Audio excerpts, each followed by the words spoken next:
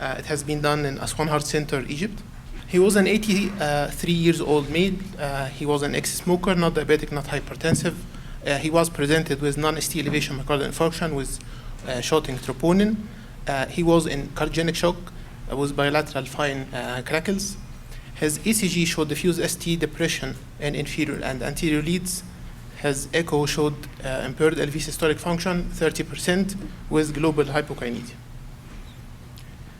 This is the coronary angio. As you can see here, the RCA is totally occluded. The left main shows a distal severe stenosis, Medina 110, with ostial LED and proximal to mid-segment severe stenosis.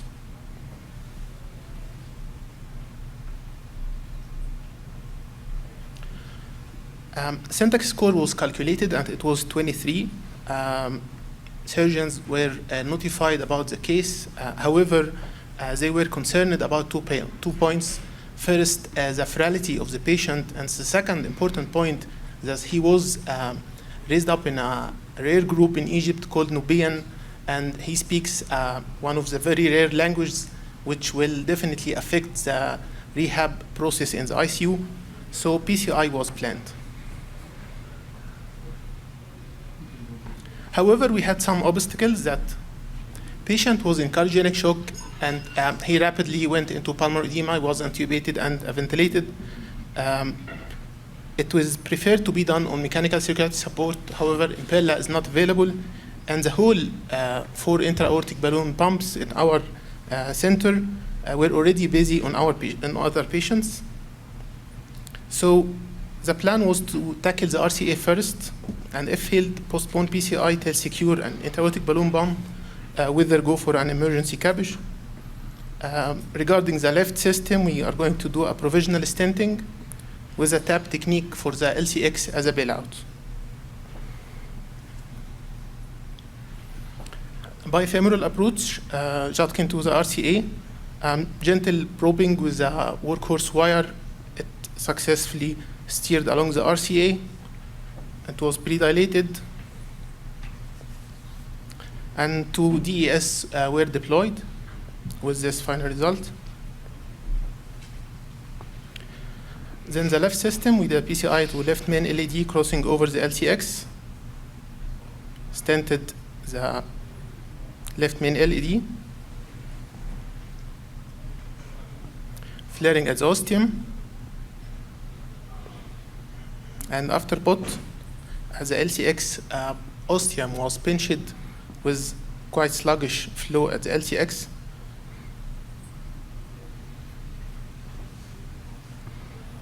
So wires were recrossed, opened the strut at the LCX and casing balloon inflation.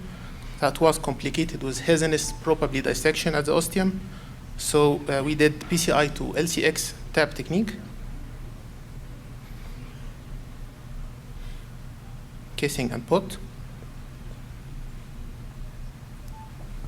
And this is the IVUS assessment. From the mid to distal LED, well-deployed stent with minimal stent area of 7.5 at the LED. This is a figure of 8 at the tap. This is the left main with minimal stent area of around 10 millimeter. And this is a final shot of the IVUS.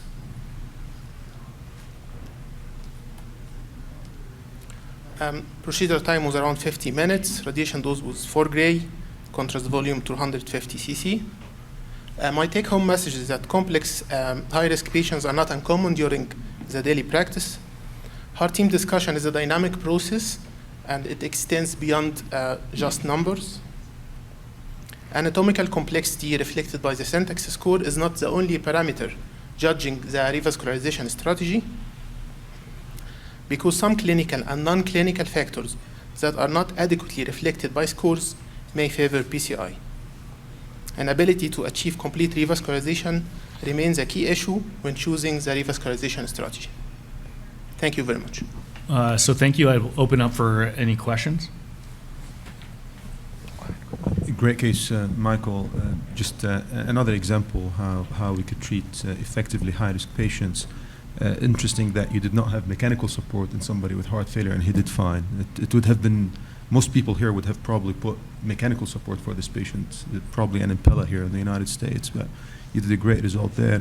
There's always a question of what, and I think this was an important decision to make, is what artery to tackle first when you have multivessel disease, somebody who's very sick. Initially, people would think we should not tackle the CTO first. It's not his acute lesion. But I can see a good argument for that, which is it's actually the more simple lesion to address initially, with the arteries already closed. So if you open it up, you can have retrograde collaterals filling the left system as you work on it. So the patient would have probably crashed if you're working on the left main without opening up the right coronary artery. I like your bifurcation system technique, and things worked well. Thank you. Very nice case, excellent result. I guess a similar comment, I'm not sure whether in the ECG or echocardiography there was information that would support what was the culprit. I mean, maybe the RCA, but I guess that could have been also some chronic aspect to it. But I guess the whole point is, well, we all endorse complete revascularization. It doesn't necessarily need to be all in the same sitting. So the LAD ostium did look tight, but if you thought the RCA was culprit, you can always stage that, particularly if there's complex CO2 on a staged fashion. What I was mainly concerned about that this is a non-protected left main without a mechanical circulatory support, and the RCA seemed to have a fine track. So I was not going to spend much time just fine probing. If it doesn't went, I would go to do the left main PCI. It's really it's interesting that it's hard to prove the counterfactual in the United States. So 86% of Impellas in the world are used in the United States. But I don't think 86% of left mains are treated in the United States. So, it's hard to prove the counterfactual that the case went fine because you used the Impella. Similarly, it's hard to know that you avoided a complication by not using the Impella, as we said in the last case and in this one.